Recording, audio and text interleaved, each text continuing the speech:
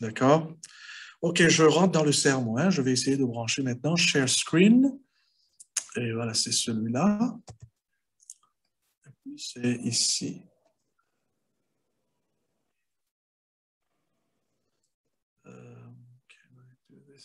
Voilà, c'est ça.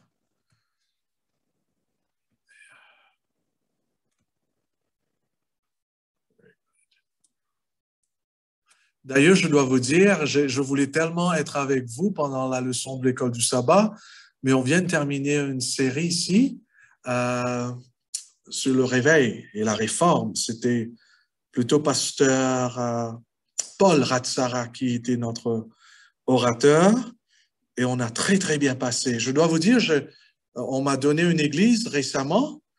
Il est vrai que je tiens encore mes positions à l'Union, mais à cause du Covid, je ne peux pas voyager, donc il y avait un shortage of pastors.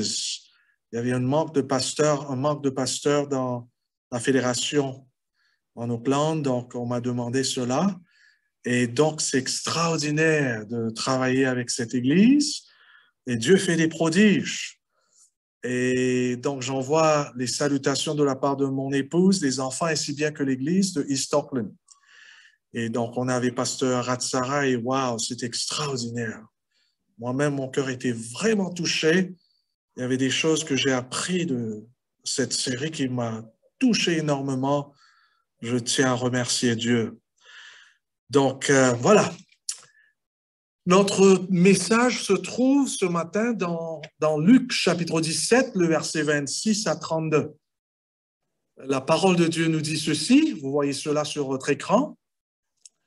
Ce qui est arrivé du temps de Noé arrivera de même au jour du Fils de l'homme. Les hommes mangeaient, buvaient, se mariaient. D'ailleurs, vous venez de lire cela, mais n'empêche que je relis encore. Et mariaient leurs enfants jusqu'au jour où Noé entra dans l'arche. Le déluge vint et les fit tous périr. Ce qui arrivera du temps de Lot arrivera pareillement. Les hommes mangeaient, buvaient, achetaient, vendaient, plantaient, bâtissaient. Mais le jour où Lot sortit de Sodome, une pluie de feu et de soufre tomba du ciel et les fit tous périr. Et puis la parole de Dieu nous dit, il en sera de même le jour où le Fils de l'homme paraîtra. En ce jour-là, celui qui sera sur le toit et qui aura ses effets dans la maison ne descendent pas pour les prendre et que celui qui sera dans les champs ne retourne pas non plus en arrière. Souvenez-vous de la femme de Lot. Remarquons bien comment Jésus termine cela. Souvenez-vous de la femme de Lot. Le titre, mes chers bien-aimés, c'est « Où est votre cœur ?» Où se trouve notre cœur? Prions le Seigneur.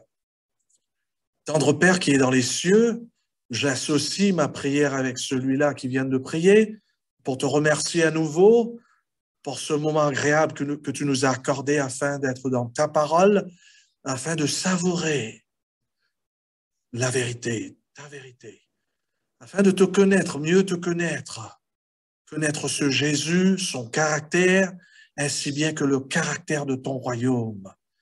Seigneur, je prie surtout pour celui qui prêche en ton nom.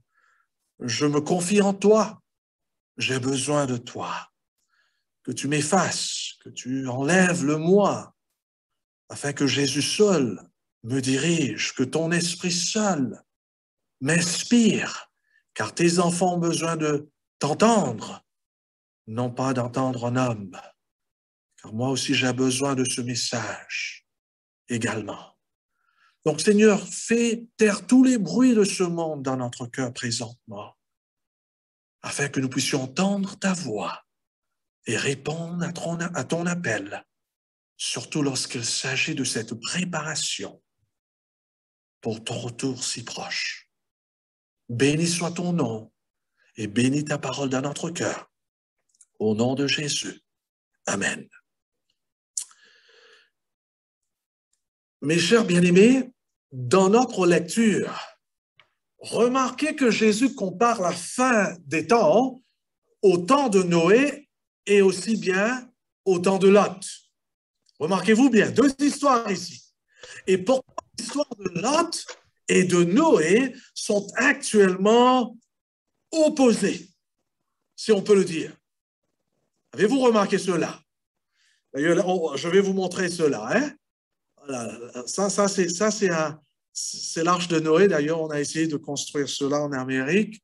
Pratiquement, c'est la même taille. Si vous remarquez bien, les animaux comparés aux tailles de l'arche était vraiment grande.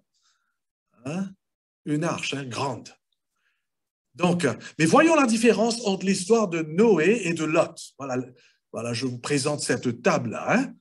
Les événements, par exemple, lorsqu'il s'agit de Noé et de Lot, l'agence qui apporte la destruction au temps de Noé, c'était quoi? Bien sûr, c'était l'eau. Tandis que lorsqu'il s'agit de Sodome et Gomorrhe, c'était le feu. Dieu va servir l'eau afin de détruire le monde. Au temps de Noé, le feu afin de détruire Sodome et Gomorrhe. Qu'en est-il du temps? Combien de temps Dieu les a-t-il prévenus bien avant la destruction? Lorsqu'il s'agit de Noé, vous connaissez très bien, 120 ans, Noé avait prêché. OK? Tandis que lorsqu'il s'agit de Lot, combien de temps Dieu avait averti à Lot? Ben, selon les scholars, selon les, on dit ça, les docteurs, les théologiens, voilà, c'était environ 12 heures avant la destruction de Sodome, lorsqu'il s'agit de Genèse chapitre 19. C'était pendant la nuit. Remarquons bien la différence entre ces deux. Qu'en est-il de combien ont-ils perdu? Noé, combien est-ce qu'il a perdu? Rien du tout. Qu'en est-il de Lot? Mais il a perdu tout. Qu'en est-il de combien de membres de la famille ont été sauvés? Noé. Et tout le monde de sa famille était sauvé. Ses 3 fils, son épouse, ses 3 fils et leur femme ont été tous sauvés. Qu'en est-il de Lot? Boum! La femme était perdue. Les filles sont sauvées, bien sûr, mais Sodome était encore en œuvre. Vous vous rappelez l'histoire? Waouh! Ils n'ont pas très bien terminé, les 2 filles. Donc, remarquons bien, mes chers bien-aimés, je vous partage ces 2 histoires parce qu'il y aura 2 catégories de gens qui seront sauvés quand Jésus reviendra. 2 catégories de familles. Car notez, les 2, c'est-à-dire Lot et Noé, étaient des hommes pieux, des hommes justes. Genèse chapitre 6, le verset 9, nous dit par exemple, lorsqu'il s'agit de Noé, voici la postérité de Noé, Noé était un homme juste et intègre dans son temps. Noé marchait avec Dieu. Qu'en est-il de Lot? Nous lisons dans 2 Pierre chapitre 2, le verset 7, et s'il a délivré le juste Lot, si Dieu a délivré le juste Lot, profondément attristé de la conduite des hommes, sans frein dans leur dissolution, car ce juste, remarquons bien, hein, la Bible déclarait que Lot était un homme juste. Wow, tous les 2 étaient 2 enfants de Dieu, justes au regard de Dieu. Mais quand Jésus reviendra, un sera sauvé avec toute sa famille, tandis qu'une autre catégorie sera sauvée, mais seule, sans la famille. J'aimerais que vous digérez cette réalité. Non pas seulement afin que vous puissiez connaître la vérité, mais que vous puissiez vous examiner, ainsi bien que moi-même, car j'ai une famille. Et je pense que si Dieu va nous présenter ce message, c'est parce qu'il y a encore de temps. Afin que vous et moi, nous puissions examiner les membres de notre famille et de voir là où ils sont lorsqu'il s'agit de cette préparation pour l'éternité. En d'autres mots, mes chers bien-aimés, il y aura des gens, voyant la fin qui s'approche, voyant les signes de la fin des temps, ces gens-là vont investir, tout comme Noé avait fait, pour la cause de Dieu, leur argent, leur talent, leur énergie, leur vie entière. Ils vont consacrer leur vie à Dieu. Et quand Jésus reviendra, ils ne perdront rien. Et ces gens investissent tout pour la cause de Dieu. Et en faisant ainsi, ils vivent une vie exemplaire. Pas seulement à ceux qu'ils témoignent hors de l'Église ou hors de la famille, mais ils seront exemplaires surtout pour les membres de leur famille, ainsi bien que pour leurs enfants, leurs époux et leurs épouses. Par conséquent, leur famille en entière sera sauvée. Est-ce qu'on peut dire Amen? En d'autres mots, mes chers bien-aimés, tout le monde dans la famille de Noé, a été sauvé parce que tout le monde dans la famille de Noé pouvait voir que Noé croyait réellement en ce qu'il prêchait. Noé était un exemple dans sa parole. Il veillait aux mots qui sortaient de sa bouche. Peut-être il était vraiment, il veillait sur ses alimentations, je ne sais pas. Mais je pense que vraiment, il était intègre lorsqu'il s'agit de sa vie de prière. Il veillait et il a mené sa famille dans l'adoration de son Dieu. Noé était un homme pieux. Ça, c'était la première catégorie de personnes qui vont être sauvées.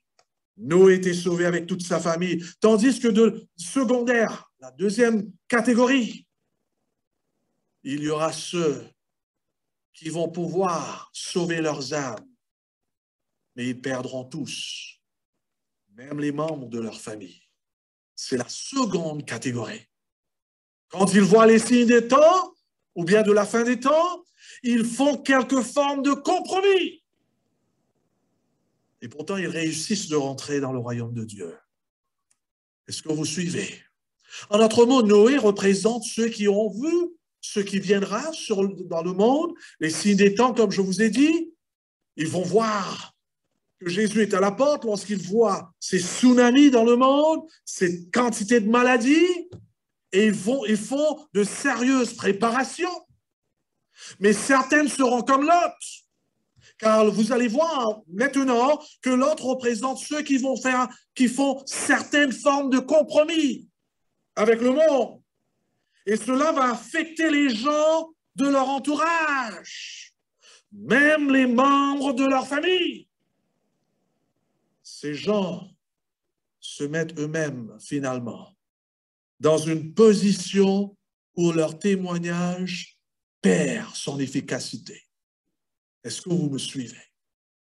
Par exemple, je vous montre déjà dans la parole de la part de la parole de Dieu. Regardez la réaction des beaux-fils quand Lot leur a dit de sortir de la cité. Remarquons bien, nous lisons dans Genèse, le livre de la Genèse, chapitre 19, le verset 14. Remarquons bien, Lot, bien sûr, l'ange est venu dire à Lot, il faut sortir.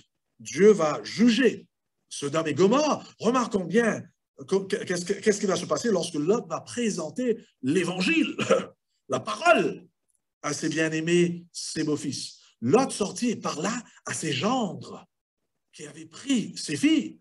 Levez-vous, dit-il, sortez de ce lieu, car l'Éternel va détruire la ville. Mais aux yeux de ses gendres, il parut quoi? Plaisanter. Waouh! Les gendres pensaient que Lot plaisantait. En d'autres mots, Lot était probablement un rigolo quelquefois. Pas vraiment sérieux. Oui, au fond de son cœur, un homme intègre, il aimait son Dieu, mais son influence n'était pas bonne. Car comment pouvez-vous dire aux gens de sortir de Sodome et de s'attendre de ce qu'ils le fassent quand vous-même, vous êtes dans Sodome, Monsieur Lot? Comment pouvez-vous dire aux gens d'arrêter de pécher et de s'attendre à nous maintenant? et de s'attendre à ce qu'il le fasse quand vous, vous-même, vous péchez. Remarquons quelque chose, ça m'a bousculé lorsque j'ai vu ça dans le livre Patriarches et Prophètes. D'ailleurs, je lance un défi à chaque membre de l'Église à l'île Maurice, à Bobassa. C'était l'église d'ailleurs que je fréquentais le plus à cause de mon ami Michael Guéot et le pasteur Guéot. Écoute, mes chers bien-aimés, je lance un défi. S'il y a quelque chose que vous devrez faire aujourd'hui, commencez à lire ces livres. Je dis ça de tout mon cœur. Je peux le dire, vous savez pourquoi? Parce qu'il y avait un moment, j'étais contre les écritures de Ellen White. C'était juste après ma conversion d'ailleurs. Il y avait un moment, je ne croyais pas. Vous savez pourquoi? Parce qu'il y avait ce moment où j'avais réellement rencontré Jésus. J'étais déjà baptisé, mais je n'étais pas converti. Mais 3 ans plus tard, je fais ma rencontre avec le Seigneur. Jésus rentre dans ma vie. Il me sauve. Et voilà, extraordinaire. Je vois que le salut était par la foi, par la grâce, à travers le moyen de la foi. Tandis qu'il y avait des membres qui venaient vers moi pour me dire, « Hey, Ellen White dit, il ne faut pas faire ça. Ellen White dit ceci. Ellen White dit cela. » Et finalement, dans ma tête, je dis, « Écoute, mais qui est Ellen White? Est-ce que c'est Jésus-Christ pour nous les adventistes? Parce que mon expérience du salut, c'était en Christ. Et finalement, j'ai pris Ellen White, j'ai mis de côté, je dis, c'est pas possible, cette femme-là, c'est le salut par les œuvres. Jusqu'à quelque chose m'a bousculé un jour, lorsque j'étais dans la méditation de la parole, quelque chose me disait, Jean-Noël, qui t'a dit que Ellen White dit ceci et cela? Et c'est là que je réalisais que c'était les gens qui me racontaient de la part d'Ellen White. Pour moi-même, je n'ai jamais lu. Et donc, quelque chose me disait, et je pense que c'était le Seigneur, me disait, mais il faut que tu lis toi-même pour voir si c'est vrai. Et c'est là que je suis allé dans ce livre, petit livre, vers Jésus. Boum! Waouh! Et c'est là que je réalisais que je ne connaissais pas vraiment Jésus. Bien sûr, j'avais fait mon expérience avec le Seigneur, mais c'est à travers ce livre-là que je voyais, waouh, qui était Jésus? Je me rappelle très bien, je pleurais en lisant ces livres. Après ce livre-là, je suis allé lire le livre, pas Tragédie des siècles, mais c'était plutôt Jésus-Christ, Desire of Ages. Boum, boum, boum, chaos! Je rencontrais Jésus au plus profond à travers ces livres-là. Et c'était là que vraiment Jésus faisait un travail. Et puis, bien sûr, j'ai lu les 5 livres, là, Patriarches, Prophètes et les autres, d'ailleurs, Tragédie des siècles. Lis les autres avant. Il faut faire votre rencontre avec Jésus tout d'abord. Il faut que vous soyez nés de nouveau. Ces livres-là vont être powerful, vont être puissants lorsque vous lisez cela à travers Jésus en vous, à travers le Saint-Esprit. C'est là que ça devient des trésors. Je lance un défi. Mes chers bien-aimés, lis ces livres à travers le Saint-Esprit. Écoute ce que Ellen White dit ici. C'est que Lot avait choisi de vivre, je dis cela d'ailleurs, je dis cela parce que je pense que vraiment nous avons tant de problèmes au sein de l'Église et nous pouvons résoudre beaucoup de ces problèmes si nous lisons ces livres-là. Car il y a beaucoup de conseils que Dieu nous donne à travers ces livres. Et je pense que ça devient plus important dans ce moment actuel parce que Jésus revient bientôt. Lisons le livre Tragédie des siècles. Mais faites votre rencontre avec Jésus tout d'abord. Lis le livre vers Jésus, ainsi bien que Jésus-Christ. Et then, lis ce livre Tragédie des siècles. Extraordinaire. C'est que Lot avait choisi de vivre à Sodome. Remarquons bien pour quelle raison. Remarquons bien ça. Nous parlons de ces 2 catégories de personnes qui vont être sauvées. Noé avec toute sa famille, Lot sans sa famille. Remarquons bien pourquoi. Que représente Lot? Lot avait choisi de vivre à Sodome pour jouir de ses fêtes et de ses avantages matériels. Wow! Quittant Abraham et le sacrifice quotidien offert au Dieu vivant, il avait laissé ses enfants grandir au milieu d'une population pervertie et idolâtre. Wow! Il est vrai qu'il conserva la crainte de Dieu dans son cœur. L'Écriture, nous apprend que le juste Lot était outré, de la conduite déréglée de ces perverses et que ce juste qui demeurait parmi eux sentait son âme juste tourmentée chaque jour de ce qu'il voyait et entendait de leurs œuvres criminelles. C'est ça ce qu'on venait de lire hein, dans le livre de Pierre. Impuissant à y mettre un frein. Sauver lui-même, remarquons bien ça, comme un tisson retiré du feu. Oh, presque de ne pas sauver. Presque de n'être pas sauvé. Il fut néanmoins dépossédé de tous ses biens et privé de sa femme et de ses enfants. Telles sont les terribles conséquences d'un faux pas. Couvert d'infamie, en sa vieillesse, il se vit obligé de vivre dans des cavernes comme les bêtes sauvages. Avez-vous entendu cela? Je voudrais que vous notez, mes chers bien-aimés, que c'est le résultat des compromis de Lot que certaines de sa famille ont été affectées et perdues. C'était son propre choix. Laisse-moi vous expliquer par exemple. Nous lisons par exemple dans Luc chapitre 17, nous avons déjà lu lorsque Jésus va dire ces trois mots, ces quelques mots pleins de sens. Remarquons bien. Souvenez-vous de la femme de Lot. Qu'est-ce qui a causé la ruine de cette femme? Je vous pose la question. Pensez un petit peu. Je vous donne deux raisons principaux. Deux raisons. Premièrement, laisse-moi vous expliquer.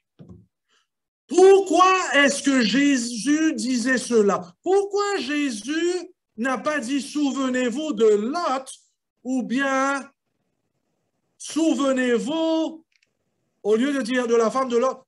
D'ailleurs, la femme de Lot, est-ce qu'elle n'avait pas un nom ou un prénom? Les professeurs juifs sont sûrs et certains que le nom de la femme de Lot était Edith. Edith. C'est ça ce que les Juifs croient. Pourquoi est-ce que Jésus n'a pas dit « souvenez-vous d'Edith » ? Car Jésus connaissait son nom ou son prénom. Pourquoi pas? Vous savez pourquoi? Parce que la destruction de la femme de Lot était relative à Lot lui-même. Car si Jésus a dit « souvenez-vous d'Edith », c'est possible qu'après un certain temps, nous oublierons Lot et son influence sur sa femme. C'est pour cela la raison pour laquelle Jésus dit « la femme de Lot ». Je vais vous montrer cela. C'est parce que Jésus veut nous faire réaliser que Lot a beaucoup à faire dans la destruction de sa femme. Lisons par exemple, rentrons dans le texte, lisons par exemple dans Genèse chapitre 19 pour voir l'ensemble de la scène. Remarquez la réaction de Lot quand l'ange lui dit de sortir de Sodome. Remarquons bien qu'est-ce que la Bible dit. Dès l'aube, dans le verset 15, Genèse 19, verset 15, dès l'aube du jour, les anges insistèrent auprès de Lot en disant « Lève-toi, prends ta femme et tes deux filles qui se trouvent ici, de peur que tu ne périsses dans la ruine de la ville. » Remarquons bien maintenant le verset 16. Et comme il, c'est-à-dire comme Lot, tardait.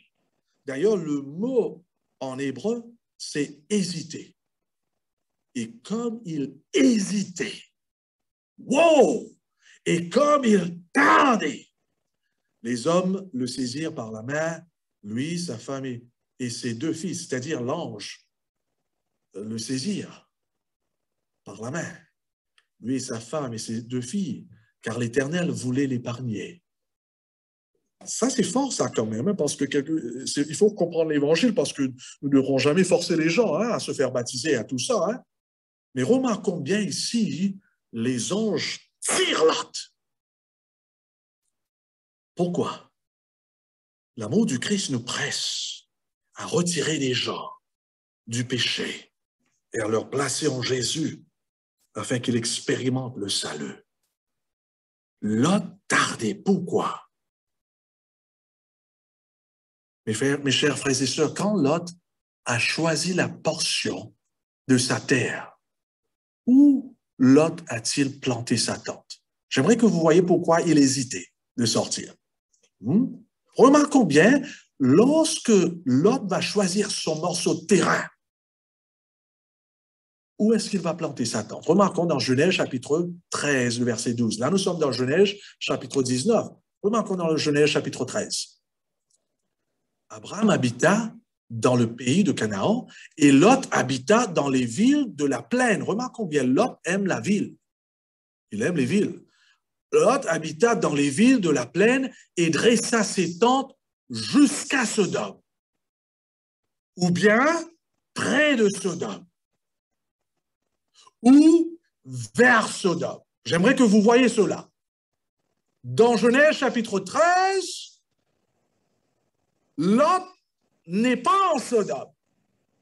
Lot dresse sa tente vers Sodome ou jusqu'à Sodome, mais pas dans Sodome.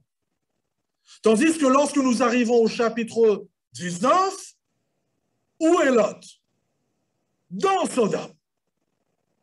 Donc, que s'est-il passé entre Genèse chapitre 13 jusqu'à Genèse chapitre 19? Car remarquons bien que Lot s'était rapproché de plus en plus de Sodome. Et lorsque nous arrivons au chapitre 19, il est dans Sodome. Et c'est ça ce qu'on appelle de faire des compromis. Car Lot a appris à aimer Sodome peu à peu. Jusqu'à ce que lorsque l'ange lui dit de quitter Sodome, il hésita. Il tardait. Maintenant, ne rate pas ce que je vais dire. Maintenant, alors qu'il hésitait, devinez qui l'observait. Qui va observer Lot lorsqu'il va hésiter? C'est sa femme, Édith. Écoute ce qu'Ellen White dit ici. Remarquons ça. Ça va vous toucher. Patriarche et prophète, page 140. Si Lot n'avait manifesté aucune hésitation, s'il avait obéi à l'avertissement sans plainte ni murmure, remarquons bien, il a murmuré avec ces deux anges-là. Il s'est plaint. Mais si, elle dit, s'il avait obéi à l'avertissement sans plainte ni murmure, et s'était courageusement dirigé vers la montagne désignée, son exemple eût sauvé sa femme du péché qu'il a perdu. Que vous avez entendu ça? Elle aurait eu la vie sauvée. Mais les terres, je ne sais pas ce mot-là, je n'ai jamais vu ça, mais les tergiversations de son mari avaient atténué dans son esprit l'importance de l'appel divin. Oh! Édith, ou la femme de Lot, regarda son mari. C'était l'hésitation de Lot de sortir de Sodome qui l'a amené à se retourner.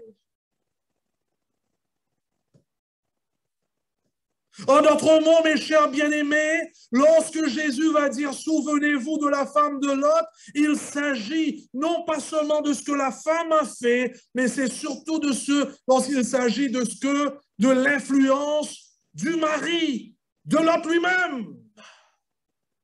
Il s'agit du pouvoir de l'influence. Il s'agit du pouvoir de l'influence que chacun de nous avons sur ceux qui nous entourent, ainsi bien que les membres de nos familles. Mes chers bien-aimés,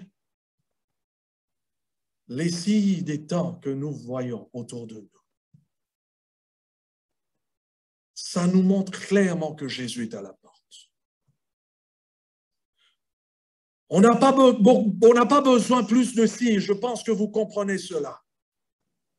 Mais la question que Dieu nous pose, ainsi bien que moi-même étant que père de la famille et mari, Dieu nous pose la question, Quelle influence avons-nous sur ceux qui nous entourent? À la maison, au travail, à l'école, dans nos églises, dans la ville, dans la route, dans notre communauté. Ces gens qui nous regardent, qu'est-ce qu'ils nous voient faire? Ces choses que nous aimons écouter, ces films que nous aimons regarder, où se trouve notre cœur? Les conversations que nous partageons, car nous tous, nous avons une influence sur quelqu'un, du plus jeune et au plus âgé. Donc la question n'est pas si vous influencez quelqu'un, non! Car tout ce que nous faisons influence quelqu'un. La question est ceci: influençons-nous quelqu'un pour son salut ou pour sa perdition? Est-ce que moi, étant que père, est-ce que j'influence Joshua et Éléchiel, mes deux fils, pour leur salut ou pour leur perdition? Mes chers bien-aimés, je tremble lorsque je dis cela. Quelquefois, je me trouve dans la chambre. Enfin, bien avant, je me rappelle, jusqu'à maintenant, mais avant, je me rappelle très souvent, après ce que leur mère les a mis au lit, prier avec eux, je me voyais dans le noir, hein, je marchais à quatre pattes. Et les deux qui étaient en train de dormir, qui se préparaient pour s'endormir, me voyaient venir à quatre pattes. Ils pensent que j'allais jouer avec eux. Ils sautent tout de suite, se préparer. Et lorsque j'arrive tout près d'eux, c'est là qu'ils réalisent que je suis en train de pleurer. Bien sûr, les deux me posent la question, Joshua me pose la question, papa, qu'est-ce qui se passe? Et c'est là que je me voyais confesser mes péchés à mes enfants. Car je fais des bêtises. Même étant que pasteur. Quelquefois, je leur corrigeais, surtout auparavant. Non pas comme Jésus allait leur corriger. Quelquefois, j'ai levé ma voix. Il n'y avait pas de douceur du Christ. Et je confessais, je me rappelle, je confessais à Joshua, pardonne-moi, papa a fait une bêtise, je t'ai frappé trop fort. Il n'y avait pas de Jésus avec moi. C'était mon moi, c'était mon orgueil, c'était... Et c'est ça ce qui est incroyable avec les enfants. Hein? Même avant que tu confesses, papa, je te pardonne. Tandis que pour nous, les adultes, oh là là là là là là, ça prend des années quelquefois. Hein? Et bien sûr, après avoir confessé mes péchés, l'autre là-bas à côté, laquelle me dit, papa, mais qu'en est-il de moi? Bien sûr, là, ils ont grandi et vous savez quoi, jusqu'à maintenant, je confesse. Quelle est notre influence sur nos enfants, sur nos épouses? Très souvent, mes chers bien-aimés, nous avons une apparence de la piété. Très souvent, nous sommes des chrétiens seulement à l'Église. Et malheureusement, pour certaines, même à l'Église, ils ne peuvent pas se chamailler, se bagarrent. Mais quelle influence que nous laissons là où nous sommes. Car très souvent, il y a ceux qui portent des masques en public. Mais ils ont une différente vie privée à la maison. Et vous savez quoi? Nos enfants voient cela. Nos époux, épouses voient cela. Nos beaux-frères, nos belles-sœurs voient cela. Vous savez, mes chers bien-aimés, je dois vous dire cela. J'ai mis ça dans mes notes ici. Beaucoup de nos enfants quittent l'Église parce qu'ils voient l'hypocrisie à la maison. Car beaucoup de parents sont chrétiens seulement à l'Église. En fait, certains d'entre nous ont beaucoup de masques. Nous avons un masque qu'on porte au travail, un masque lorsqu'on va jouer au foot, un autre masque à l'église, une autre masse dans le comité, d'ailleurs. Oh. Une autre masse lorsque nous marchons dans la rue. Et aussitôt que nous arrivons à la maison, boum, on jette tous les masques. Et nos enfants voient la réalité des choses. Quelle influence que nous avons sur nos bien-aimés. Alan White dit ceci, c'est d'ailleurs pour ceux qui ont des enfants présentement, ça c'est un livre que moi et mon épouse nous avons lu, lorsque nous avons eu Joshua, nous avons lu ce livre extraordinaire, ça nous a donné des baffes partout. Oh, écoute ce qu'elle dit là ici, les parents qui ont négligé leurs responsabilités divines doivent répondre de cette négligence au jugement. Le Seigneur demandera alors, où sont les enfants que je vous ai donnés à former pour moi? Pourquoi ne se tiennent-ils pas à ma droite? Beaucoup de parents verront alors qu'un amour imprudent les a voilé les yeux des fautes de leurs enfants et ainsi laisser ces enfants à développer des caractères déformés, inaptes au royaume de Dieu.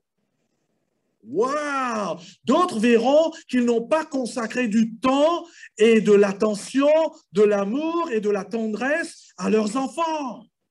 Leur propre négligence du devoir parental a fait de leurs enfants ce qu'ils sont. Parents, si vous laissez passer cette opportunité que Dieu a, aie pitié de vous, car au jour du jugement, Dieu dira: qu'avez-vous fait de mon troupeau? Mon bon troupeau! La négligence des parents est enregistrée dans les livres du ciel. Chers bien-aimés, je sais que c'est fort ce que je dis. Mais ce message m'appartient tout d'abord, moi et mon épouse, et j'espère que vous allez prendre cela directement. Quelle influence que nous laissons sur nos bien-aimés à la maison, travailler partout. Je m'appelle d'ailleurs, je laisse moi vous raconter cela.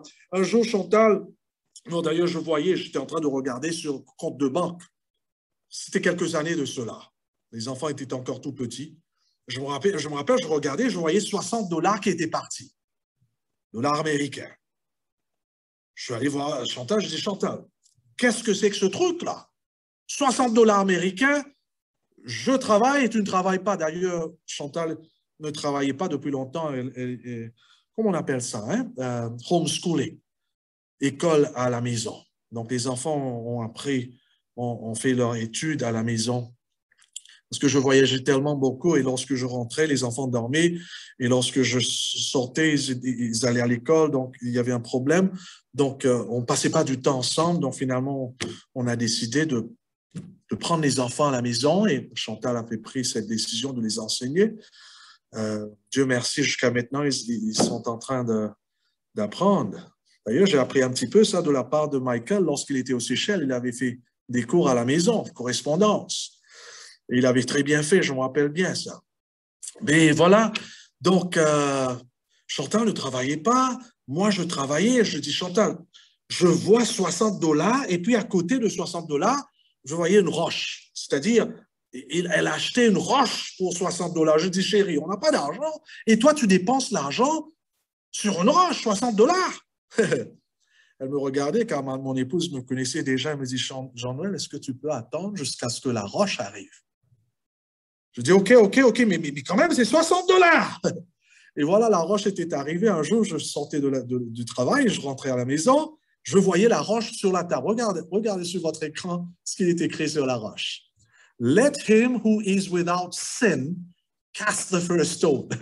Que celui, je ne sais pas comment on traduit ça, que celui qui n'a pas de péché, qu'il envoie la première roche. Vous vous rappelez ça? C'est Jésus qui avait dit ça aux pharisiens, ces juifs-là qui voulaient lapider cette femme-là. Était pris dans l'adultère. Je voyais ça sur la table, je dis: wow! Et Chantal me regardait de loin, elle me dit: tu as vu ça? Je dis: oui, mais c'est formidable ça, mais pourquoi tu as acheté cela? Et c'est là qu'elle va me choquer. Vous savez qu'est-ce qu'elle va me dire? Elle me dit: tu sais, Jean-Noël, j'ai acheté cela, j'ai mis ça au milieu de la table. Tu sais pourquoi? Parce que je pense que très souvent, une bonne majorité de nos jeunes quittent l'Église à cause de ce qu'ils entendent à la table. Ces quantités de critiques qu'on porte à la table à la manger. à manger. Ils entendent comment on assassine les anciens. Ils disent, ah, c'est comme ça. On tue les pasteurs. Ah bon, il est comme ça lui aussi. On déshabille les femmes du pasteur. Et finalement, quoi?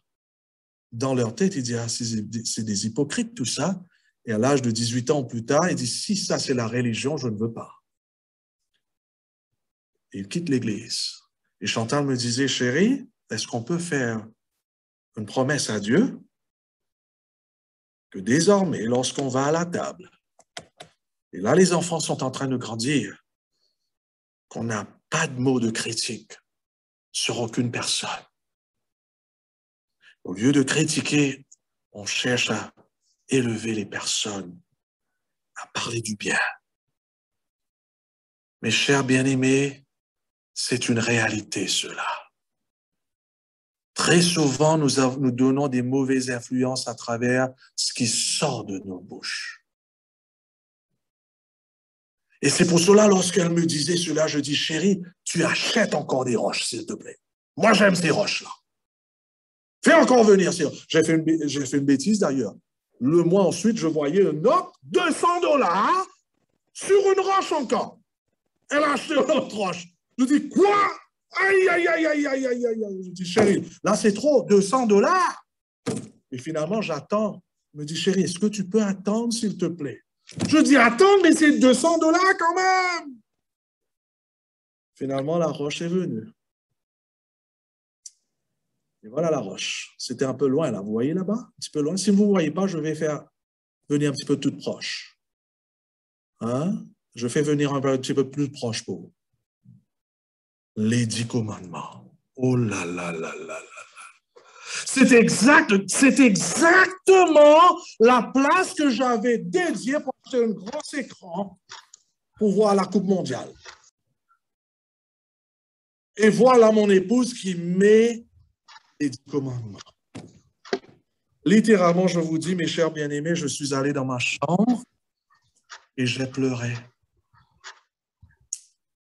J'ai dit, Seigneur, merci pour mon épouse.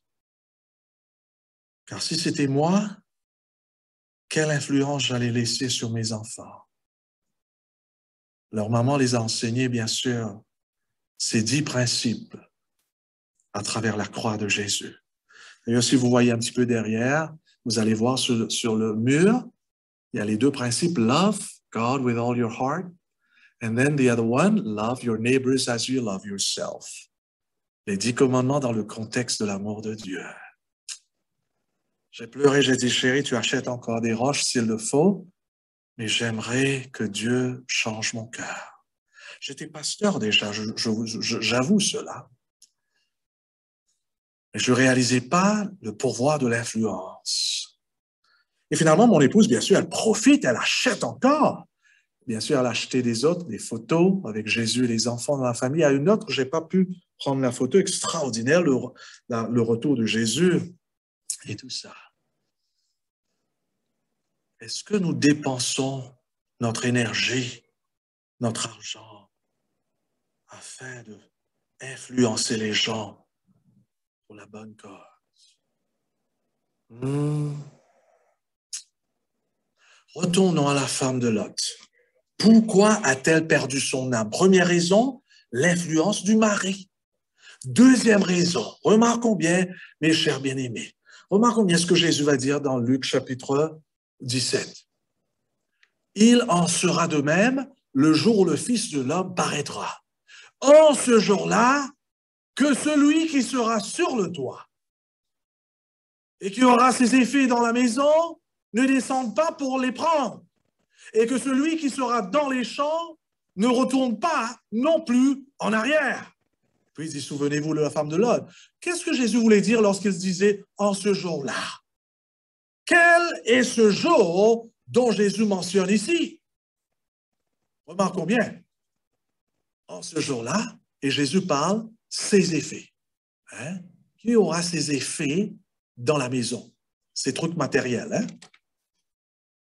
Dans un tel jour, quand toute essence, dessus tout, par la catastrophe. Ici, Jésus parlait du retour du Christ lorsque toutes les choses vont être bouleversées juste avant que Jésus revienne. Jésus pose la question, lorsqu'il y aura les criblages et tous ces trucs, les persécutions et tout ça, qui vont aller dans la maison pour chercher ces effets?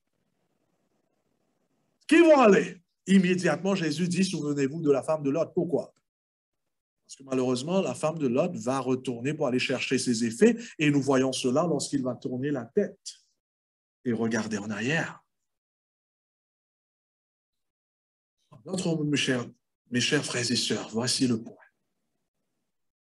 Tout d'abord, en raison de la mauvaise exemple de son mari, cette femme va perdre son âme, mais en second lieu, à cause de ses biens matériels qu'elle avait laissés à Sodome. C'est le matérialisme. En d'autres mots, cette femme était attachée aux idoles de Sodome. Quel puissant avertissement pour ceux qui sont encore accrochés à leur possession terrestre. Au lieu d'investir tous nos biens comme Noé va le faire dans la construction du bateau, très souvent il y a ceux, même au sein de l'Église, qui s'attachent à des choses matérielles, aux choses de ce monde. Beaucoup seront perdus en raison de leurs biens. Ma propre conviction, c'est que s'il y a un temps pour vous et pour moi d'investir dans le royaume de Dieu, d'avancer son royaume, de sauver les âmes, c'est aujourd'hui. Malheureusement, la femme de Lot était absorbée par ces choses qu'elle a quittées à Sodome. Waouh! Je vous pose la question. On va un petit peu plus loin. Où se trouvait, pense bien, hein, où se trouvait la femme de Lot lorsqu'elle était devenue une statue de sel? Où est-ce qu'elle était? Selon Genèse, chapitre 19, le verset 23. Elle était déjà hors de Sodome. Oui ou non? Bien sûr. La femme de Lot a-t-elle obéi l'ordre de quitter la ville? Oui ou non? Bien sûr. Elle a quitté Sodome parce que c'était ça. La volonté de Dieu. Sort du Sodome. Est-ce qu'elle n'avait pas fait cela? Bien sûr, elle avait fait cela. Mais pourquoi s'est-elle transformée en statue du sel?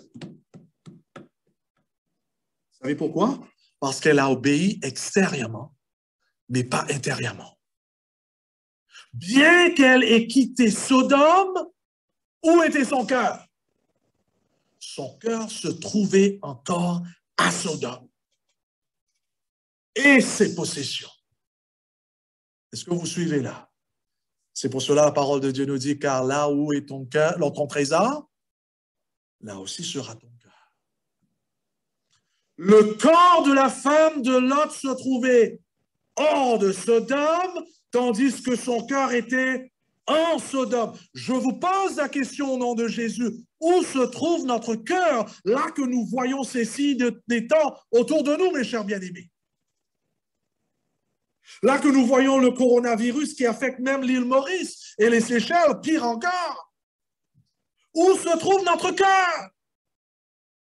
Car Dieu appelle à son peuple à une préparation totale pour son retour.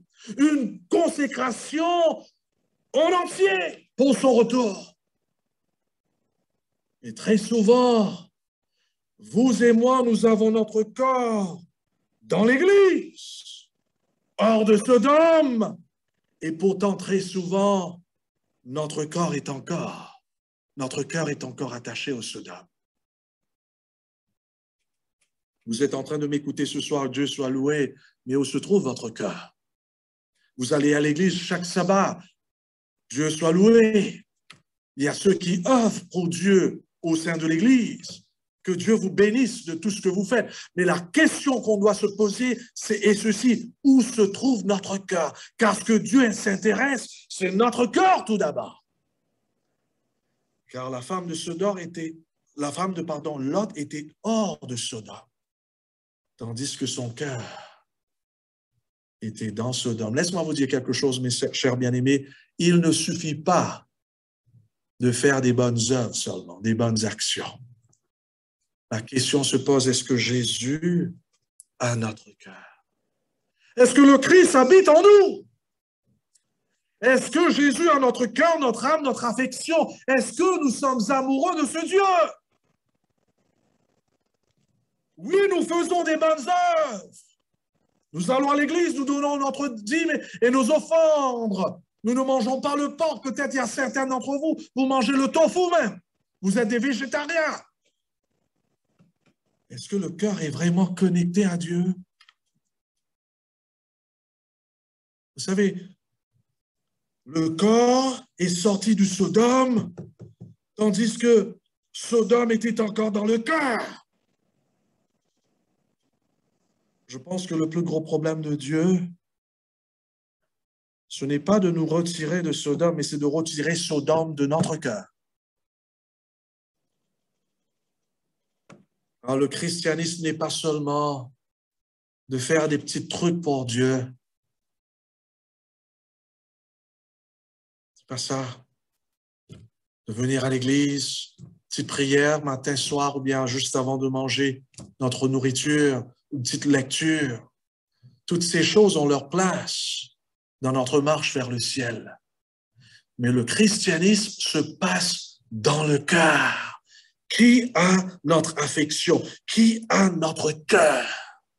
Qui possède notre cœur? Vers qui se portent nos pensées? Donc la question, ce n'est pas est-ce que nous aimons faire des choses à l'église, de jouer le piano, et Dieu soit loué si vous jouez le piano. D'ailleurs, mes deux enfants, ils jouent le piano et je leur challenge, je leur lance des défis tout le temps, car je peux jouer le piano et ne pas aimer son Dieu. Je peux jouer la guitare à l'église, je peux même prêcher.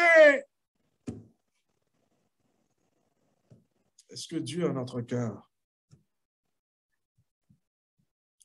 Qui a notre chaleureuse affection et meilleure énergie, comme Ellen White dit? Combien languissez-vous du Christ véritablement? Quelle distance êtes-vous prête à parcourir pour le voir lorsqu'il reviendra? Jusqu'au point que vous êtes en train de s'investir. Ou bien sommes-nous pris du filet de Sodome? La femme de Lot était physiquement hors du Sodome, je répète, alors que Sodome était encore dans son cœur. Avons-nous abandonné toute notre Sodome à Jésus? Avons-nous abandonné toute notre moi à Christ? Nos péchés à Jésus? Le monde et ses plaisirs et ses attraits? Car c'est une chose dangereuse. J'arrive à la fin. C'est une chose dangereuse si nous n'abandonnons pas tout à Jésus. Je crois que vraiment à la base du christianisme, et surtout lorsqu'il s'agit du discipulat, c'est-à-dire de suivre le Christ, à la base de tout ça, c'est cette vie de renoncement, cette vie d'abandon, d'abandonner tout à Jésus. Malheureusement, cette femme, Édith, la femme de Lot, n'a pas abandonné tout à Jésus. J'aimerais vous dire quelque chose, mes chers bien-aimés, c'est une chose dangereuse si nous n'abandonnons pas tout à Jésus. Aujourd'hui, je crois fermement, selon le message de l'Évangile, aujourd'hui, c'est le jour pour que le peuple de Dieu puisse s'examiner, de voir si vraiment nous ne sommes pas en train de chérir Sodome quelque part dans notre vie. Car aujourd'hui, c'est le jour de s'examiner afin d'abandonner toutes les parties de Sodome. Vous savez pourquoi? Car si nous ne faisons pas cela, ces parties que nous gardons en nous vont réclamer la présence de l'ennemi dans notre vie. Ces parties que nous n'abandonnons pas à Jésus vont être des portes ouvertes pour que l'ennemi puisse rentrer en nous et habiter en nous et faire sa demeure en nous et de construire Sodome en nous. Même une petite partie. J'étais touché lorsque je lisais cela. Ellen White dit ceci, Testimonies to Ministers. Toute âme, j'ai essayé de traduire cela, hein? Veuillez m'excuser si je n'ai pas le bon français, mais toute âme qui ne s'abandonne pas entièrement à Dieu, écoute ça bien, toute âme qui ne s'abandonne pas comment? Entièrement à Dieu, formera une alliance avec Satan contre le ciel et rejoindra dans la bataille contre le Christ, maître de l'univers. Voyez-vous comment c'est important, donc, mes chers bien-aimés, pour vous, dans ce moment actuel, là que nous voyons ces signes des temps, comment le peuple de Dieu doit venir non pas seulement ensemble, mais que nous puissions venir ensemble à la croix de Jésus et s'offrir entièrement à Jésus et de vivre cette vie d'examination de soi-même, cette vie d'abandon total à Dieu. Car si nous gardons quelque part, si nous gardons quelque chose qui est contre le caractère de Jésus, Satan va venir et va briser notre relation avec Jésus à travers cette partie-là que nous avons gardée pour nous-mêmes.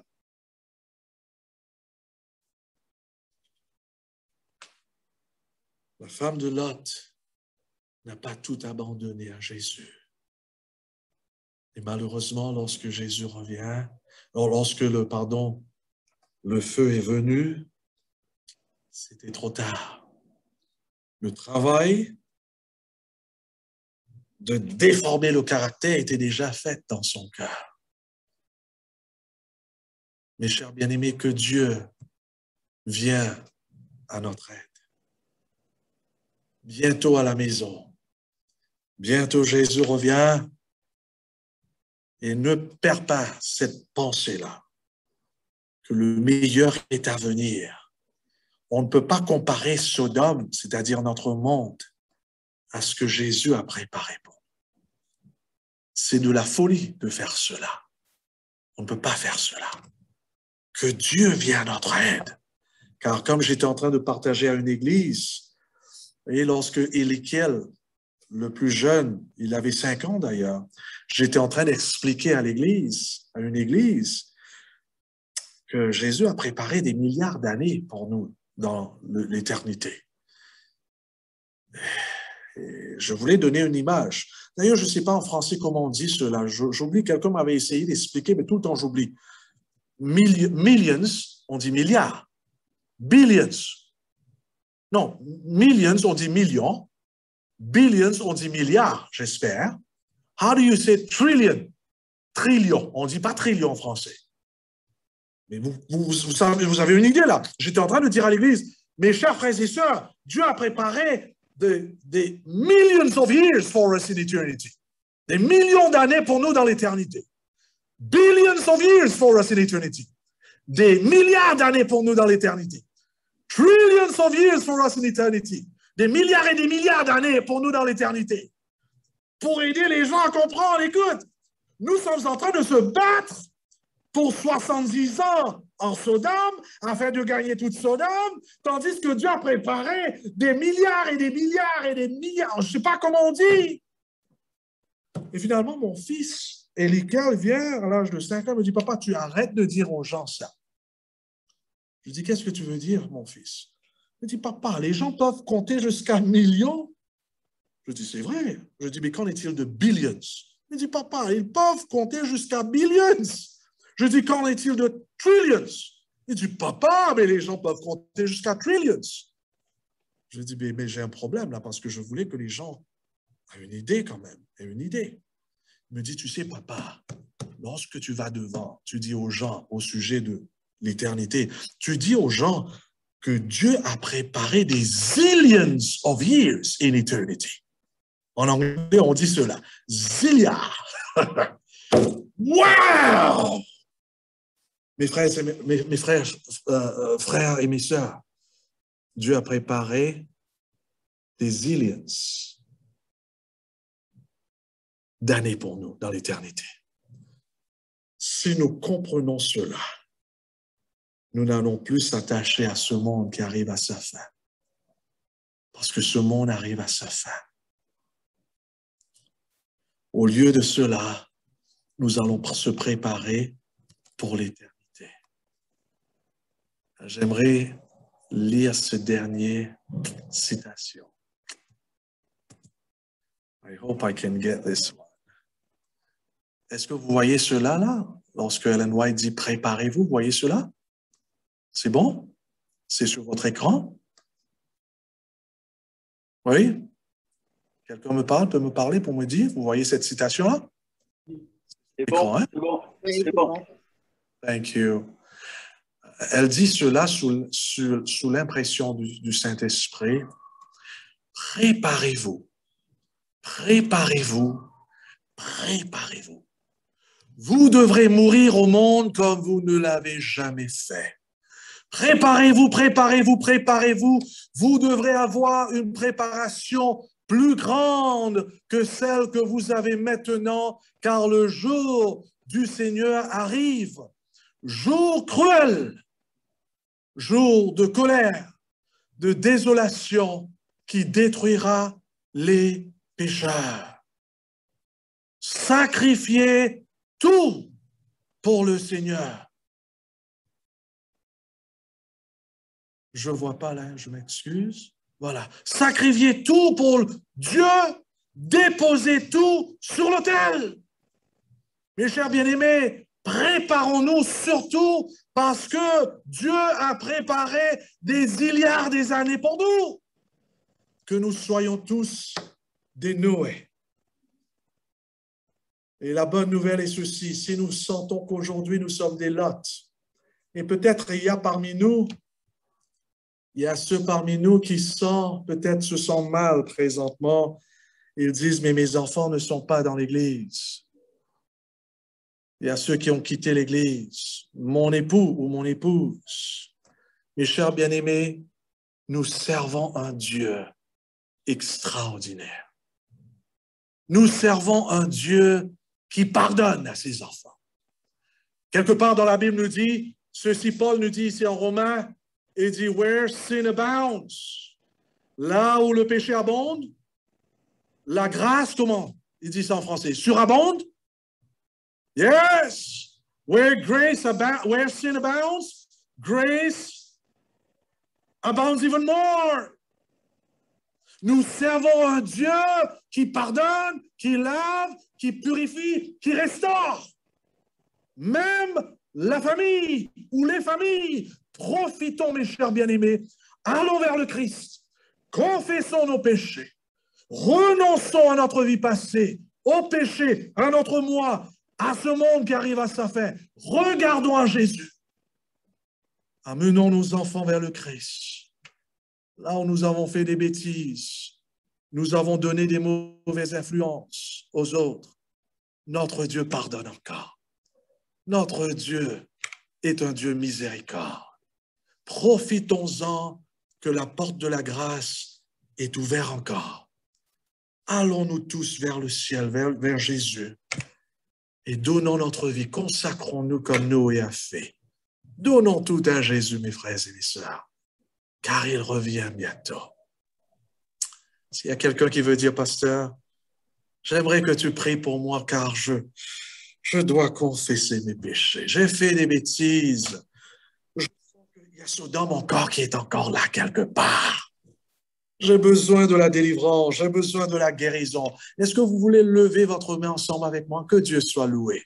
Remarque combien ma main aussi est en haut avec vous. Prie pour moi d'ailleurs.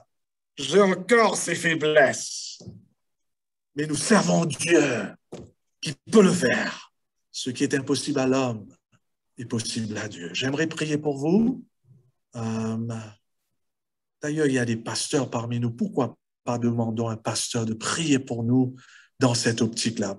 Est-ce qu'il y a un pasteur qui veut prier pour nous? S'il vous plaît, prions pour nous quelque part. Pasteur, je vois pasteur Daniel qui est là. Pasteur Daniel, tu peux prier pour nous, s'il te plaît? Oui. Ô tendre Père céleste, merci pour le message que tu viens de nous donner. puissions-nous nous préparer pour ce royaume que tu as été préparé pour chacun d'entre nous. Yes, God. Et que nous soyons admis dans ce royaume et que ta paix descende dans notre cœur et que tu Yes. nous inondes de ta grâce, que Yes. tu pardonnes tout péché commis contre toi et que tout soit mis de côté pour que la place soit donnée à Jésus, Jésus seul dans notre vie. Amen. Amen. Père Céleste, j'aimerais ajouter maintenant les parents. J'aimerais élever les parents et je m'inclus dedans. Car j'aurais aimé, ça aurait été formidable si je pouvais dire à l'Église que ma famille, c'est une famille extraordinaire, un bon exemple, mais malheureusement, ce n'est pas le cas. Il est vrai que les enfants sont encore là à l'Église, en Christ, mais je ne sais pas qu'est-ce qui peut les arriver. Et pour cela, Seigneur, aie pitié de moi et ma famille. Très souvent, je donne des mauvais exemples encore. Pardonne-moi. Mon épouse, même les enfants, ils sont maintenant âgés. Ils ont 16 ans, 15 ans. Ils sont grands maintenant. Et nous tous, nous sommes dans le même bateau, mon Père. Pardonne-nous car très souvent nous portons des masques. Même nous, les pasteurs, aie pitié de nous. Aie pitié de nos enfants, de nos épouses, les anciens. Nous portons des masques très souvent. Tu nous as donné des responsabilités très hautes et très souvent nous tombons, nous chuchotons. Nous ne sommes pas à la hauteur de notre tâche que tu nous as confiée. Et à cause de ça, nous portons des masques. Aie pitié de nous, Seigneur, nous sommes fatigués de porter des masques. Prends ces masques, mon Père. Donne-nous ton Esprit Saint. Donne-nous Jésus. Aide-nous dans ce combat.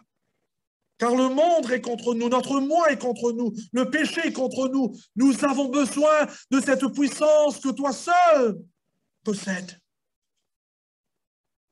Il y a ceux qui sont découragés parmi nous présentement, Seigneur, ne savent plus quoi faire. Il y a ceux qui réalisent qu'ils ont fait des échecs dans leur vie. Ils ont donné des mauvais exemples. Aie pitié de nous, bon Père. Nous ne pouvons pas cacher nos transgressions. Tout est ouvert devant toi. Au lieu de cacher nos transgressions, Seigneur, nous allons confesser ces péchés à toi.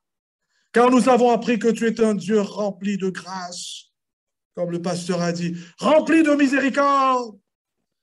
Tu es un Dieu non pas seulement qui pardonne, mais qui nous lave, qui nous purifie, qui nous guérit. Nous plaidons ta guérison sur ton peuple, à l'île Maurice, à Bobassa, dans ton Église. Que nous tous, nous puissions déposer nos masques et que nous puissions venir à toi tel que nous sommes, tel que je suis. Et donne-nous Jésus. Fais ce travail de préparation en nous, Seigneur. Enseigne-nous comment le faire. Que ta puissance nous accompagne. Que ton Esprit Saint tue notre moi. Nous aide afin d'abandonner tout le Sodome. Afin que notre cœur puisse être réservé que pour Jésus. Que pour son royaume. Rends-nous enthousiasmés de ton retour, de ces milliards des années. Car le meilleur est à venir. Bénis ton peuple, bénis le pasteur de Bobassa, l'église Bobassa, les anciens, les membres, que nous soyons un en toi dans cette préparation. Au nom de Jésus. Amen. Merci beaucoup, pasteur Adeline, pour ce beau message vibrant. Je peux vous garantir une chose, que moi, j'aimerais me retrouver dans la catégorie de Noé, bien sûr. Pour mettre fin à ce service, nous allons chanter le cantique numéro 112 et ce sera aussi en guise de prière finale. Merci, je vous souhaite à tout le monde un beau sabbat. Et profitez bien de ce beau jour pour vous ressourcer avec le Seigneur. Passez une bonne semaine. Merci. Le cantique numéro 112.